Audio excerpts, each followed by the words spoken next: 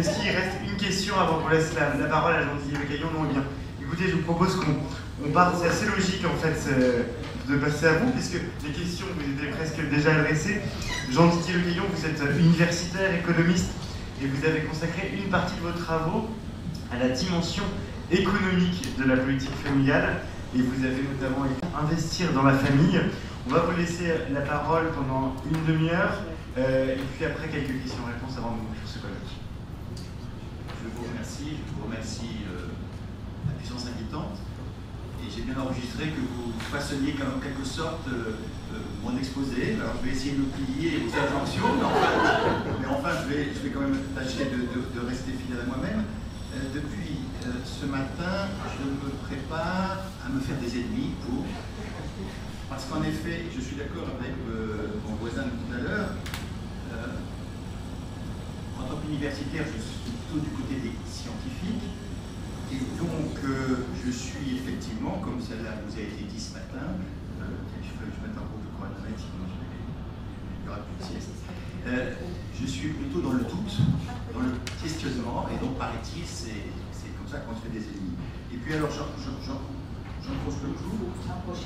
Il faut que je rapproche le micro. Je suis en plus, en tant que scientifique, un économiste, c'est que j'ai bien compris, n'est pas toujours bien considéré, puisque l'économie est dominante et vous oppresse, et pourtant c'est le message que je vais porter. Alors, il y aura peut-être une réconciliation à la fin, parce que ce matin, et je remercie les intervenants qui m'ont précédé, parce qu'ils ont analysé mieux que je ne saurais le faire les causes de ces violences familiales, et moi je voudrais vous dire que ces violences, elles ont des conséquences, y compris d'un point de vue économique, assez préoccupantes, et donc vous allez voir que l'économiste peut parfaitement vous rejoindre sur vos objectifs.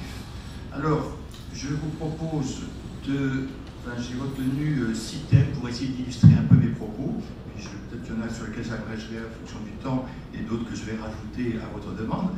Alors, j'énumère les questions que je me pose.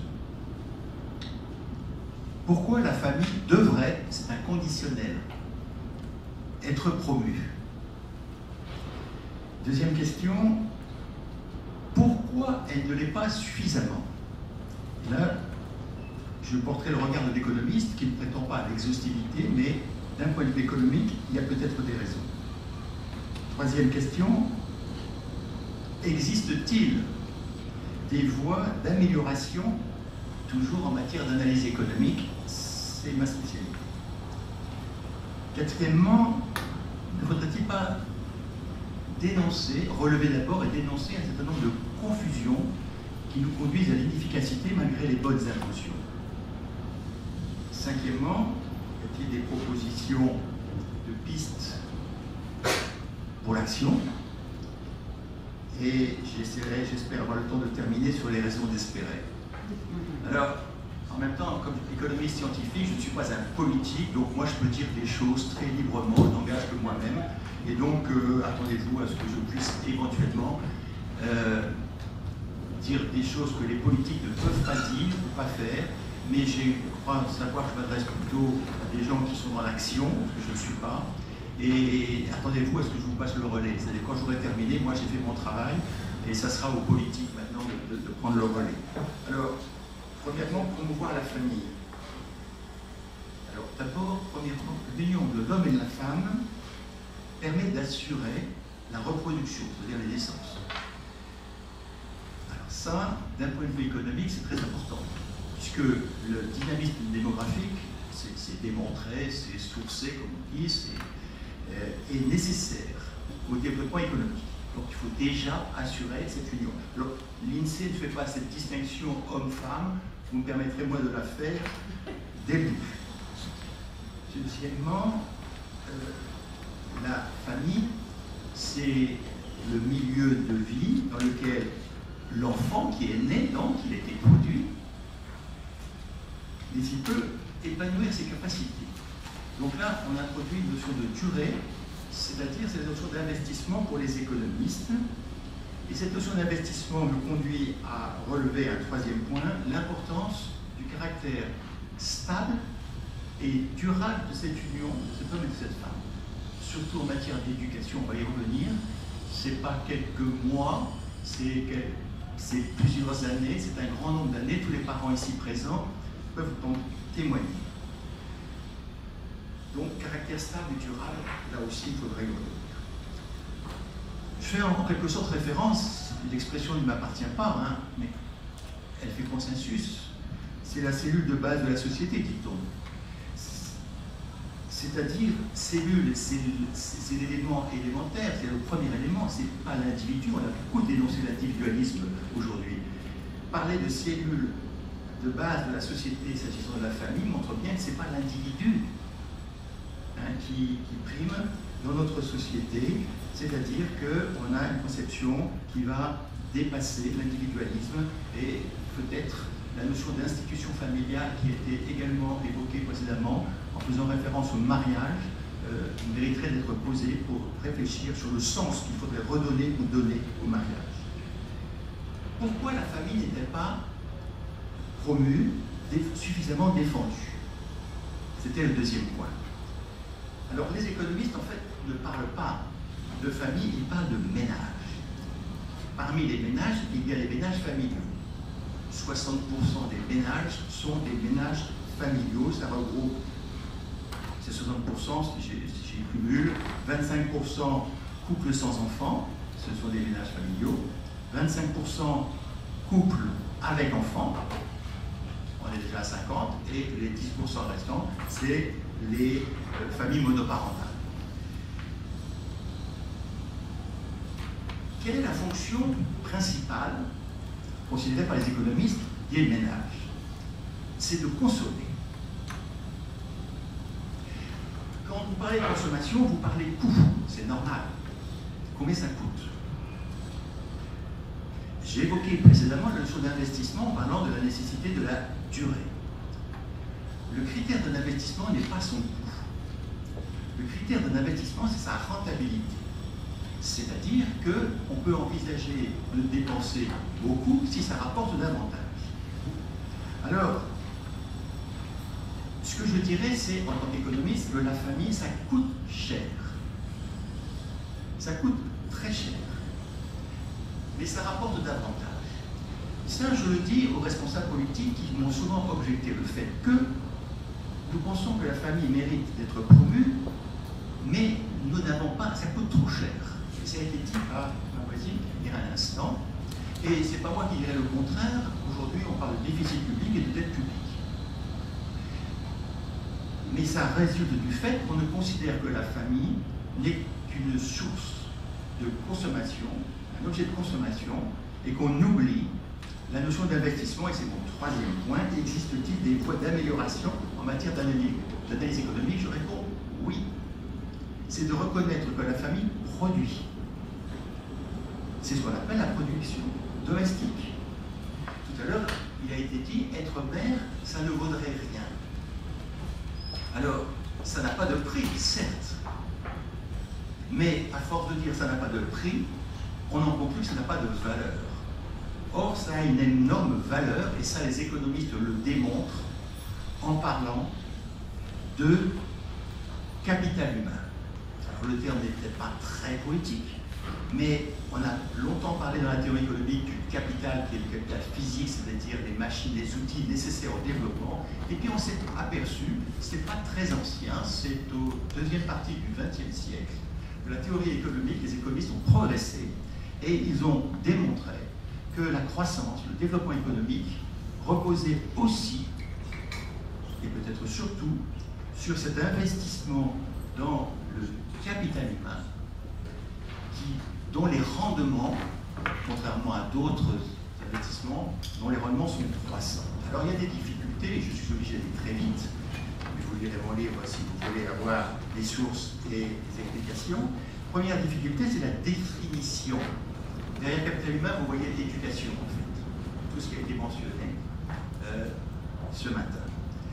Il y a différentes définitions, certaines qui se réduisent, parce que c'est la plus facile à calculer, à l'aspect productiviste, ce qui permet d'améliorer la production.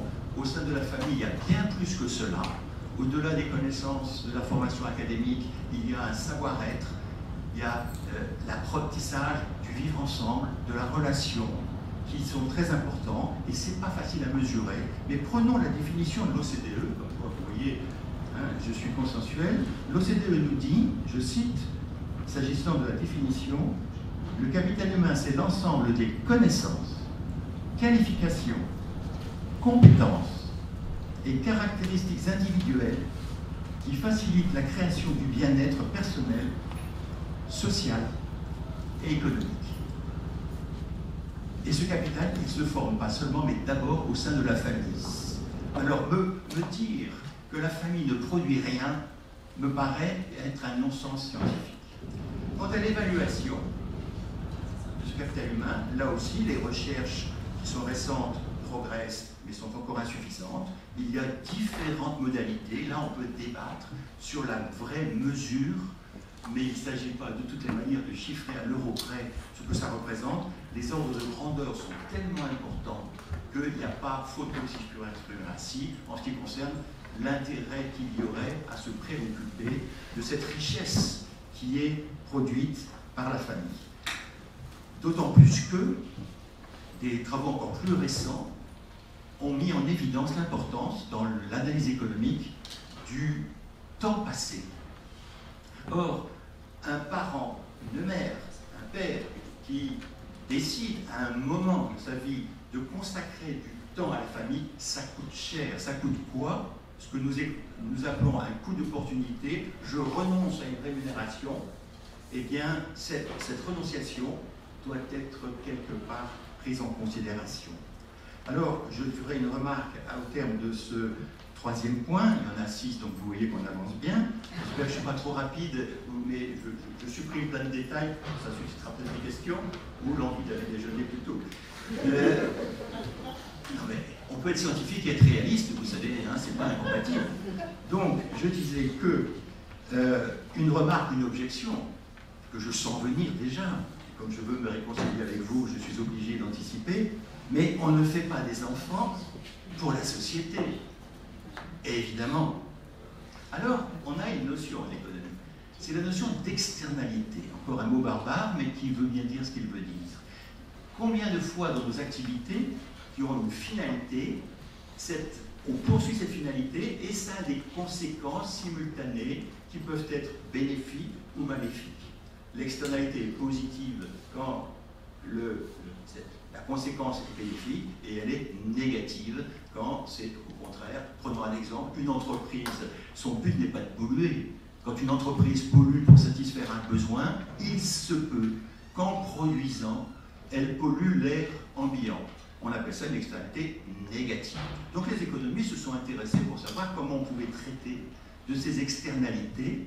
Et moi, je m'intéresse ici aux externalités positives, puisqu'effectivement, si on ne décide pas d'avoir des enfants pour la société, on peut reconnaître que la société bénéficie de cette éducation assurée dans le cadre de la production domestique. Alors, il y a différentes méthodes. Ou bien on doit définir des droits de propriété, j'exclus cette solution pour ce qui est de la famille et des enfants, car je ne m'estime pas propriétaire de mes enfants, mais il y a d'autres manières de faire, à travers la fiscalité, sous forme soit de subventions, de taxes, et en l'occurrence, des externalités positives doivent susciter raisonnablement des aides, des subventions, y compris sous forme monétaire, ceci à bon entendeur. Mais d'ailleurs, on sait le faire. Car aujourd'hui, ici, les économistes dont je suis ne considèrent pas que la famille produit. Dans le calcul de la production intérieure brute, le fameux PIB qui nous sert de référence pour mesurer la croissance, le niveau de vie, le bien-être, etc., il y a le PIB marchand, ça c'est simple, c'est le prix du marché, combien il faut payer et on mesure ainsi la valeur, mais il y a aussi un PIB non marchand. Donc c'est bien dire qu'on sait techniquement évaluer au moins grossièrement cette richesse. Et j'en passe alors au quatrième point, la partie un peu plus perspective. Oui, je ne l'ai pas dit, mais j'ai fait un catalogue avec 6 points pardon pour les juristes ici peut-être présents, c'est pas un plan en deux parties, mais en fait mes 3 premiers points c'était des questions, et les 3 points suivants, dont celui par lequel je vais commencer, c'est les perspectives. Comme ça j'ai un plan en 2 parties, ça fait plus sérieux. Alors, le premier point de ma seconde partie, c'est en quelque sorte, c'est même surtout d'éviter les confusions. Il faut définir nos concepts, il faut définir nos objectifs, il faut définir nos modalités. Il y a de multiples objectifs qui peuvent se concurrencer, qui peuvent se compléter. Tout ça est bien évident, mais encore faut-il avoir le soin, prendre le soin de dire de quoi on parle. Moi, je vous demanderai une fois pour toutes de distinguer politique familiale, politique nataliste et politique sociale. Certes, il y a des recoupements, certes, elles sont complémentaires, mais ce n'est pas la même chose. Qu'est-ce que c'est qu'une politique nataliste? C'est une politique qui va promouvoir les naissances, c'est très bien. J'en ai parlé tout au début. Mais une fois que les petits dômes sont là, qu'est-ce qu'on fait? Dans une politique nataliste, on dit c'est bien, j'ai rempli le contrat, j'ai encouragé la naissance. Mais le petit homme, il n'est pas autonome et il n'est pas encore producteur. Donc ça ne suffit pas. Politique sociale, c'est quoi? Au sens français du terme, le social, c'est pas le sociétal, hein, c'est l'assistance, c'est le welfare state, c'est l'État-providence. Est-ce que la famille est un handicap? Est-ce que la famille est une maladie? Est-ce que la famille est un malheur? Si vous répondez oui à toutes ces questions, vous comprenez pourquoi les ministres qui s'occupent de la famille sont généralement les mêmes que ceux qui s'occupent des affaires sociales, la maladie, le handicap, le chômage, etc. Mais le problème, ça vous fait sourire, mais le problème est vicieux au départ, parce que si vous avez compris que la politique sociale avait pour but d'aider des gens dans la difficulté, votre objectif, c'est de supprimer la politique sociale. Non pas parce que vous devenez égoïste, mais parce que vous avez supprimé la difficulté. Le jour où il n'y aura plus de handicapés, qu'il n'y aura plus de chômeurs, qu'il n'y aura plus de malades, il n'y aura plus besoin de politique de l'emploi, de politique de santé, etc. Ça n'arrivera jamais, hein, je ne suis pas utopiste. Mais vous voyez bien que la finalité, c'est de corriger le malheur. Est-ce que la politique familiale est une politique qui va venir en aide à ceux qui sont dans le malheur en espérant bien les en sortir, c'est-à-dire est-ce que cette politique soit finalement éphémère? En fait, c'est la grande différence. Plus la politique sociale est éphémère, plus je me réjouis. En revanche, la politique familiale doit être durable, ne serait-ce que pour créer la confiance nécessaire à ce beau projet qui est de fonder une famille. En d'autres termes, non seulement le ministre qui s'occupe de la famille, quand il existe, ne devrait pas être celui qui s'occupe des affaires sociales, et je proposerais plutôt, alors le terme est à améliorer, je ne suis pas poète, vous l'avez constaté, mais plutôt un ministère des solidarités intergénérationnelles et de l'investissement familial. Oui, mais ça a du sens. Solidarité intergénérationnelle et investissement familial. Et ce ministre devrait être, selon moi, rattaché directement au Premier ministre, parce qu'en fait, toutes les décisions politiques ont une dimension familiale. Donc il faudrait que ce ministre soit uniquement en charge, et ça ferait beaucoup de travail, de s'assurer que toutes les décisions des autres ministères, non seulement ne soient pas nuisibles à la famille, mais si possible même permettent la promotion de cette cellule de base, puisque la survie de la société, son avenir, son développement en dépend. Quelle serait la feuille de route de ce ministre? Je ne suis pas candidat aux élections présidentielles, rassurez-vous, mais je donnerai bien cette feuille de route: rajeunir l'image de la famille, en soulignant son rôle décisif comme investissement. Je suis pas en retard. Je vais noter à peu près, vous voyez, là j'ai encore 18 minutes, hein, donc c'est bon. Ah non, j'ai pas 18 minutes, j'ai dit, ça fait 12. 18 plus 12, ça fait... dans le cinquième chose. Alors, des pistes pour l'action. Là, je me lance dans des domaines qui sont moins de ma responsabilité, enfin de ma responsabilité comme citoyen, mais moins de ma compétence. Première chose, l'État doit soutenir et non pas remplacer. J'ai été très intéressé par ce que vous disiez sur le projet parental, en parlant de distinction que tant de mois pour le père, tant de mois pour la mère. Mais enfin, l'État veut dire, s'il reconnaissait la cellule familiale comme une cellule de base, monsieur, madame, vous avez un quota de tant de mois, vous vous débrouillez avec votre conjoint pour décider si c'est 3 plus 3 ou 2 plus 4, ou je ne sais pas. Enfin, quel est l'argument qui va me convaincre que c'est à l'État de gérer mon foyer? Moi, ça, je le comprends mal. Et la Déclaration des droits de l'homme me fonde, en quelque sorte. Donc, je ne dis pas, je crois, n'importe quoi, puisque je lis dans la Déclaration des droits de l'homme, droit de fonder une famille, droit des parents de choisir l'éducation à donner à leurs enfants, et protection contre les émissions de l'État.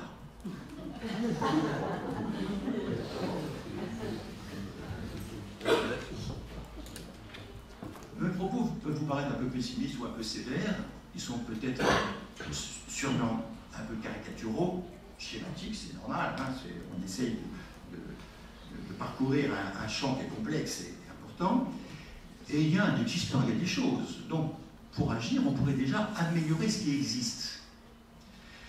Qu'est-ce qui existe en matière de politique en faveur de promotion de la famille? Il y a une dimension prestataire. Pardon, je suis économiste, donc évidemment, je vois toujours l'aspect monétaire, l'aspect prestation. Il y en a eu. La France a été un modèle en matière de politique de promotion de la famille. Un modèle au niveau mondial. Je ne vais pas m'en plaindre, ça m'a permis, moi, l'une des prophètes de son pays, d'être invité à l'étranger, parce que, ah oui, vous êtes français, universitaire français, donc vous connaissez la politique familiale, et ça m'a mené tout à l'heure, qui est-ce qui a parlé du Japon? Voilà. Eh bien, moi, pays que je connais un peu et que j'apprécie beaucoup, pardon pour les amis ici présents qui m'entendent et qui doivent trouver que je rabâche un peu trop sur le Japon, mais c'est un pays qui est très différent du nôtre et en même temps très très intéressant. Et pourquoi je suis allé au Japon la première fois? Parce que l'université qui m'a invité me dit on a un très grave problème de vieillissement de la population, on ne sait pas quoi faire. Est-ce qu'un Français ne pourrait pas venir nous prêcher la bonne parole? J'y suis allé, je ne suis pas sûr que cela suffit pour redresser la communauté japonaise, mais enfin, ça prouve qu'ils sont préoccupés aussi de cette question. Au-delà de l'aspect, pour rester sur l'aspect prestation, l'universalité des prestations familiales me paraît une évidence. Je veux dire, par là, à partir du moment où on a compris que ce n'était pas une politique de solidarité, de redistribution verticale mais horizontale, c'est-à-dire on compare des gens de même niveau de vie mais ayant ou pas la charge d'enfant, le caractère universel devrait être bien sûr reconnu. Il ne l'est plus, vous le savez peut-être, sinon je m'en expliquerai. Il faut...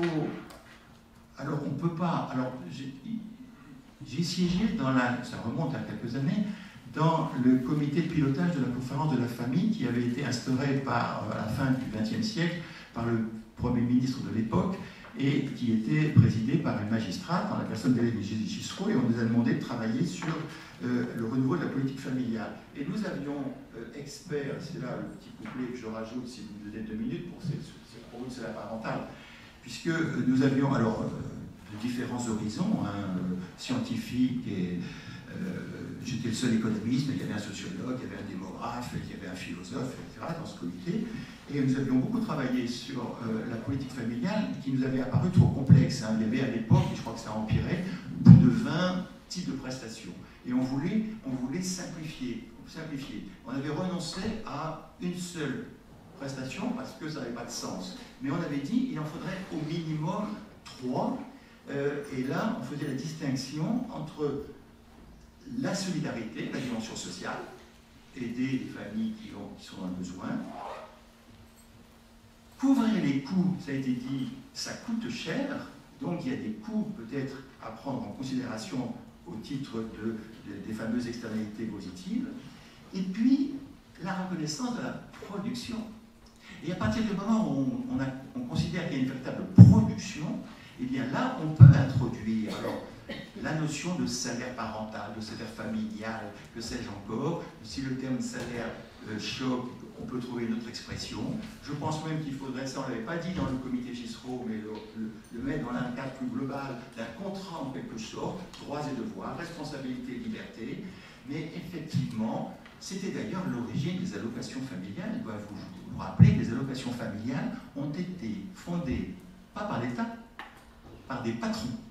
C'est des chefs d'entreprise qui ont décidé de créer ce qui deviendra les allocations familiales. Pourquoi? Parce qu'ils appliquaient la définition du salaire par les économistes. Et pas n'importe quels économistes, les fondateurs de l'économie politique moderne, les Adam Smith, David Ricardo, pour ceux qui ont entendu parler de ces personnalités. Et quelle est la définition du salaire naturel selon ces auteurs? C'est celui qui permet aux salariés de vivre et d'assurer son remplacement, c'est-à-dire de faire vivre sa famille. Une fois que les patrons ont compris ça, ils se disent, je dois mieux payer des personnes pour charge de famille que des personnes qui n'ont pas cette charge. C'est logique.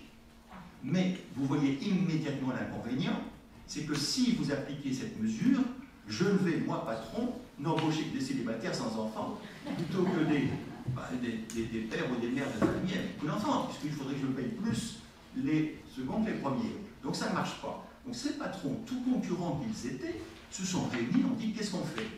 Eh bien, on crée une caisse de compensation. C'est-à-dire, toi, qui n'as que des célibataires sans enfants comme salariés, donc ils les payent moins, tu vas verser une partie complémentaire à la caisse qui permettra à moi, qui n'ai que des chargés de famille comme salariés, de pouvoir les rémunérer plus. C'est QFD, terminé, c'est bouclé, les économistes savent raisonner quand on leur laisse un peu le temps de le faire. Et vous voyez bien que c'est praticable, ça a été fait longtemps, et je ne vois pas pourquoi on ne pourrait pas inventer une nouvelle forme de rémunération de cette production. Tout travail mérite salaire, et bien les personnes qui se consacrent à cette production de capital humain nécessaire pour eux, pour les enfants d'abord, mais aussi pour la société, ça pourrait être pris en compte. Sinon, il y a des mesures en termes de fiscalité, mais je ne vais pas les développer. En termes de retraite, il y aurait beaucoup à dire. Et les enquêtes qui montrent ce qu'il faut faire ont été citées tout à l'heure. Problème de garde d'enfants, le coût de l'éducation, le logement, la confiance. Je ne vais pas développer plus qu'il n'en est nécessaire, mais évoquer au-delà de mes compétences, ça dépasse l'économie, bien sûr, ce sujet qui nous réunit ce matin, c'est la reconnaissance de la dimension institutionnelle de la famille. C'était le mariage avait cette vocation. Il ne l'a plus. Aujourd'hui, le mariage, c'est plutôt un règlement patrimonial. Ce n'est plus la fondation d'une institution qu'on appelle l'institution familiale. Et pourtant, le Code civil donne encore, il suffit de les relire, je les cite, et l'autre jour j'ai eu une radio, et le Code des humanités a lu ça, il dit c'est extraordinaire ce que l'État demande de faire. On s'engage devant M. le maire à fidélité, stabilité, et à assurer le besoin des enfants. Bah, c'est incroyable.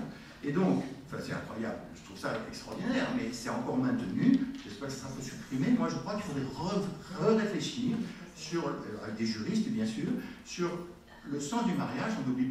On n'oblige personne à se marier, mais dire, bah, écoutez, vous voulez vous marier, il y a un projet derrière, vous vous engagez à quoi? En contrepartie de droits et devoirs, après tout, c'est comme ça qu'on vit en société aussi. Et puis il y a l'environnement médiatique et culturel.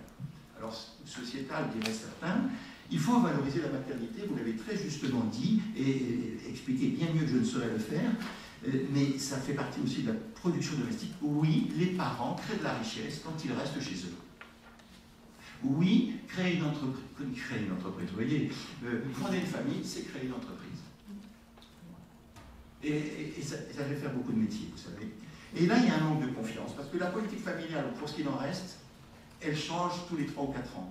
Comment voulez-vous investir pour 20 ans quand vous ne savez pas ce que sera la situation dans 2 ou 3 ans? On ajoute à cela un environnement qui est celui qui a été décrit, je n'en dirai pas davantage, mais il y a une peur du risque. Peggy, vous voyez que le poète, disait les parents sont les aventuriers des temps modernes. Et moi, j'interprète ce terme aventurier comme des chefs d'entreprise. Parce qu'un entrepreneur, c'est un aventurier. Et on retrouve la notion d'investissement par opposition à la consommation. Quand je consomme, je satisfais immédiatement un plaisir. La sanction est immédiate. Je paye et j'ai le plaisir.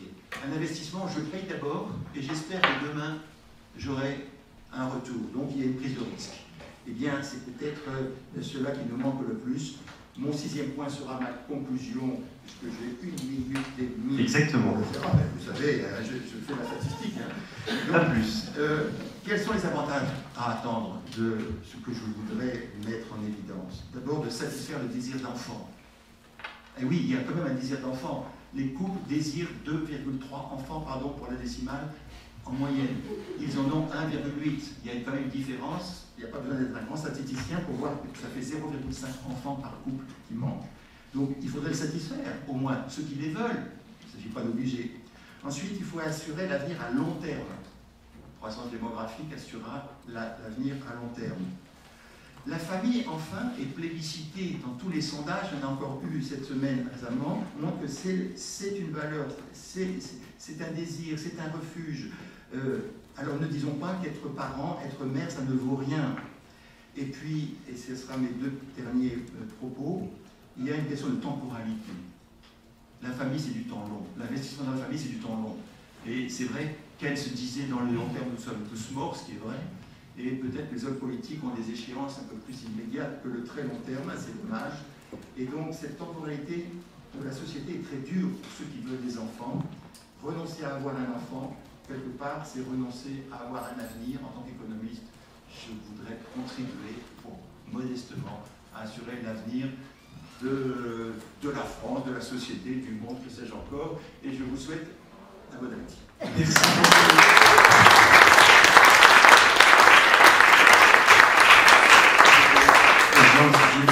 On a le temps peut-être pour 1 ou 2 questions rapidement. Allez-y. Alors vous pouvez appuyer sur le bouton vert qui est situé là. Exactement.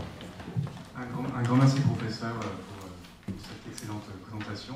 J'ai une petite question par rapport à vos propositions d'action. Est-ce que vous estimez que ces propositions trouvent déjà écho dans d'autres pays? Et est-ce que vous pensez que ce serait transposable en France sur certains points? Je ne sais pas, des choses faites en Europe de l'Est ou ailleurs, et qui auraient des résultats concrets sur notre pays notamment. C'est drôle, j'étais un scientifique, donc je n'étais pas programmatique, donc je ne suis pas spécialiste des programmes. Moi, je donne des grands concepts, des grandes idées et des pistes quand même. Donc je vais vous répondre, bien sûr, et merci de votre intérêt. Mais j'en appelle à ceux à qui je transmets le témoin, le monde associatif, ou militants d'une part, les responsables politiques, que j'espère convaincre, c'est à eux maintenant d'agir et de définir très précisément certaines mesures. Quand même, ceci étant dit, non seulement j'ai dit que la politique familiale avait été une réalité en France, on a plein d'exemples qu'on pourrait développer. Aujourd'hui, pour répondre directement à votre question, je ne peux pas faire de comparaison sérieuse, je n'ai pas assez d'éléments à assez travailler, mais il y a quelques pays, la France n'est plus la meilleure. Les pays d'Europe du Nord, Danemark, pour des politiques familiales qui sont maintenant plus ambitieuses que la France. La Hongrie a pas mal investi, ils ont une situation démographique qui est pire que la nôtre. Mais par exemple, par rapport à la notion d'investissement, j'ai bien aimé la mesure qui a été prise récemment en Hongrie pour les jeunes couples de leur octroyer un prêt, c'est-à-dire que ce n'est pas un cadeau, c'est un prêt à un taux bonifié, donc pas trop important.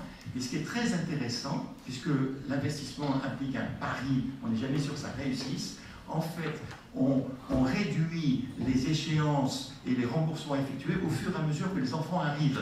Parce qu'il faut aider les parents potentiels. Et donc, on leur facilite d'avoir des enfants. S'ils n'en ont pas, ben, ils remboursent. Et s'ils en ont, on réduit le remboursement. Donc voilà une mesure qui me paraît intéressante à étudier, il faut la mettre en œuvre pour prendre vos questions. Y en a-t-il d'autres? Des questions? Et pareil, question très rapide. Toutes ces politiques ont été mises en œuvre dans les pays nordiques. J'ai cru comprendre que les effets n'étaient pas du tout si évidents que ça.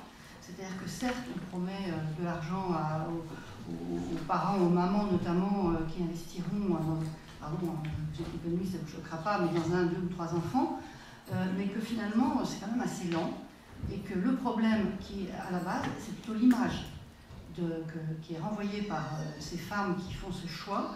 Et d'ailleurs, ici en France, on voit bien que, à mon sens, cette image de la mère qui est dévalorisée depuis très longtemps déjà, rejaillit sur tout un tas d'autres sujets, et on voit bien qu'en particulier tous les métiers de l'humain souffrent d'un investissement et même d'une envie de faire. S'il n'y a plus de puéricultrices dans les crèches, c'est parce que ça ne donne plus envie. S'il n'y a plus de personnes qui veulent être soignantes ou auprès des personnes âgées, ça ne donne plus envie. C'est pas valorisé, c'est pas une belle image. Donc je me demande si à la base, c'est pas surtout et d'abord un problème d'image. Et on revient à ce que disait Marine de Poncin, c'est-à-dire que oui, c'est beau, oui, ça vaut la peine, tout ce qui est humain vaut la peine. Je ne peux pas vous contredire, c'est multivariable. Je veux dire, il y a beaucoup de choses, j'ai ici des éléments, mais ce que l'on peut dire par rapport aux effets de la politique familiale, corrélation ne vaut pas raison, et le fait qu'il y ait une corrélation, c'est-à-dire quand deux choses vont dans le même sens, c'est lié, ça ne veut pas dire qu'elles n'ont pas une cause commune. Mais dans l'histoire, on pourrait citer plusieurs exemples où, quand des politiques de promotion de la famille ont été mises en œuvre, il y a eu quand même des résultats sur la natalité, et puis quand elles ont été abandonnées, ça a eu moins de résultats. Pendant la France, à quel moment la politique familiale devient une politique strictement sociale? C'est sous la présidence du président Hollande, hein, c'est à ce moment-là qu'on réduit le congé parental, on plafonne le quotient familial, on supprime l'universalité et la natalité baisse. Donc vous avez raison, mais j'ai pas tort. Et on peut vous applaudir sur cette conclusion. Jean-Didier Lecaillon. En tout cas, la famille doit être soutenue par les politiques publiques. Je n'oserais dire si elles sont natalistes, familiales ou sociales, elles sont peut-être les trois à la fois. Et peut-être pour conclure ce colloque, présidente du syndicat de la famille, je vous laisse la parole. Merci beaucoup Jean-Luc. J'en profite pour vous montrer l'ouvrage de Jean-Didier Lecaillon, absolument passionnant à lire et qui vous permettra d'en savoir encore davantage sur son propos de ce matin. Chère madame, cher monsieur, chère madame et monsieur les députés, professeurs, docteurs, je souhaite vous remercier beaucoup de votre présence ce matin et remercier très chaleureusement les intervenants exceptionnels que nous avons eu l'honneur d'accueillir et la très grande chance d'écouter Boris Cyrulnik, Marion Robin, Marine de Poncin, Caroline Carmontran et Jean-Didier Lecaillon. Je remercie aussi Pierre-Luc Dubois qui a bien voulu nous accompagner, intervenants et auditeurs, tout le long de la matinée. Alors, en conclusion de ce colloque, nous ne pouvons que constater l'impératif et l'urgence d'un changement de paradigme. Notre société ne va pas bien, nous le savons. Cela peut s'expliquer bien sûr par les difficultés économiques, par celles de notre système scolaire, celles de la santé, de la justice, etc. L'inquiétude écologique, les conflits internationaux contribuent aussi malheureusement à accentuer l'atonie, voire la dépression de notre société contemporaine. Mais plus en profondeur, nous avons entendu et compris ce matin que les plus jeunes de notre société ne vont pas bien. Et des enfants, des adolescents qui ne vont pas bien seront des jeunes et des adultes beaucoup plus susceptibles de connaître et aussi de susciter de graves difficultés. Nous le voyons tous les jours. Il n'est plus possible de compter sur la résilience des enfants et de passer leurs besoins les plus fondamentaux par pertes et profits. Car nous avons bien entendu aussi, grâce à Boris Cyrulnik et à Marion Robin, à quel point ces besoins fondamentaux sont de moins en moins assurés. Besoin de contenance, besoin d'affiliation et besoin d'individuation. Et j'ai noté pour ma part les allers-retours constants de M. Cyrulnik et de Mme Robin, puis de Marine, entre l'enfant et ses parents, l'enfant et sa famille, même si Marine parlait spécifiquement de la mère. C'est bien sûr aussi le tissu social autour de la famille qui importe et le cercle macro évoqué par Marion Robin, à savoir la société. Nos choix politiques, d'une manière générale, se sont fixés de nombreux objectifs, tout à fait louables bien sûr, mais qui nous ont oubliés, je le pense vraiment, qui nous ont conduits à oublier l'essentiel, à prendre les sujets à l'envers et donc à des choix mal avisés. Et justement, la finalité de la politique n'est pas l'emploi, l'énergie ou les transports. Toutes ces activités, bien que très importantes évidemment, qui occupent l'entièreté de l'agenda de nos politiques, sont en vérité des moyens et non une fin. La finalité de la politique, c'est l'humain. C'est naturellement bien plus difficile à appréhender.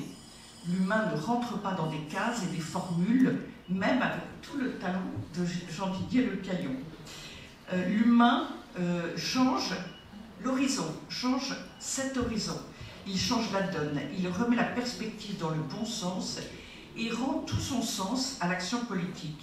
C'est justement ce que nous proposait Jean-Didier Le Caillon en indiquant la nécessité d'avoir un ministre dédié aux solidarités transgénérationnelles et à l'investissement familial directement rattaché au Premier ministre. Voilà qui remet de l'ordre, qui remet les choses dans le bon sens. Alors bien sûr, je parle de l'humain, mais évidemment le rôle de l'État n'est pas l'affectif, il n'est pas d'aimer. C'est le rôle de nos proches, à commencer par nos familles. Elles sont les mieux placées pour accompagner, protéger, soigner, mais aussi faire grandir et éduquer. À ce titre, elles sont même irremplaçables. Le rôle de l'État est par conséquent de respecter la place de la famille, à commencer par celle des parents auprès de leurs enfants.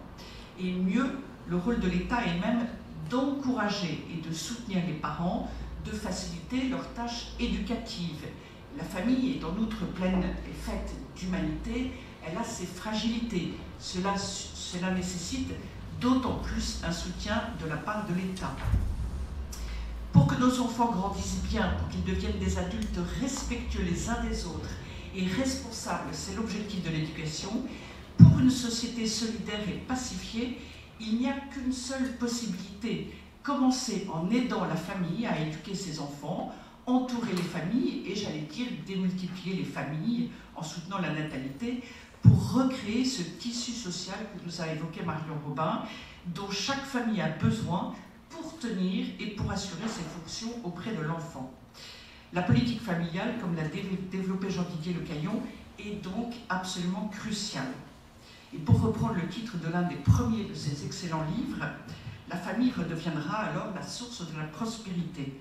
Et j'ajouterai aussi la source de l'éducation et notre avenir. Merci beaucoup de votre écoute.